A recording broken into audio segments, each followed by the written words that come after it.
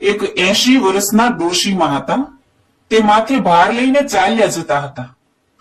તે ચાલતા ચાલતા રસ્તે એક ઊંટવાળો મળ્યો.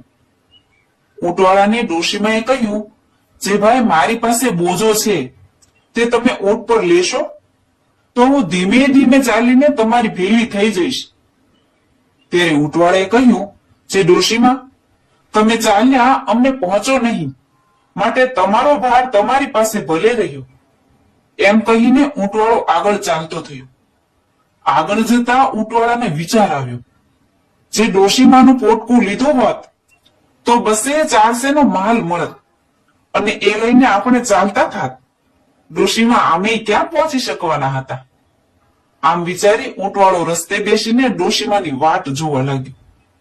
આ બાજુ ડોશીમાને પણ વિચાર આવ્યો, જે પોટકું ઊંટવાળાને આપ્યું હોત અને તે પોટકું લઈને ચાલ્યો ગયો હોત તો હું ક્યાં તેને આપી શકત. સારું થયું ન આપ્યું, હવે તો કહે તો પણ દેવું નથી. એટલામાં ઊંટવાળો બેસીને વાટ જોતો હતો એના ભેગા ડોશીમા થયા. ત્યારે ઊંટવાળો કહે, જે ડોશીમા લાવો તમારો ભાર ઉપાડી લઈએ. ત્યારે ડોશીમા કહે કે ના ના હો, હું ઉપાડી આવું છું, મને ના પાડી ગયો છે. ત્યારે ઊંટવાળો આશ્ચર્યચકિત થઈને કહે કે કોણ ના પાડી ગયો છે.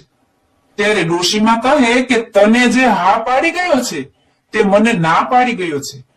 મિત્રો, દરેકના હૃદયમાં ભગવાન હોય જ છે. ભગવાન દરેકને યોગ્ય સમયે સૂચન કરતા હોય છે, પણ આપણે તેને સમજી શકતા નથી. માટે ભગવાન આપણી સાથે જ છે એમ ભગવાન પર વિશ્વાસ રાખવો. આશા રાખું છું કે આ વાત પરથી આપને પણ કંઈક બોધપાઠ મળ્યો હશે. વિશેષ આવી વાતો સાંભળવા માટે ચેનલને લાઈક, શેર, સબસ્ક્રાઇબ કરજો. જય સ્વામિનારાયણ.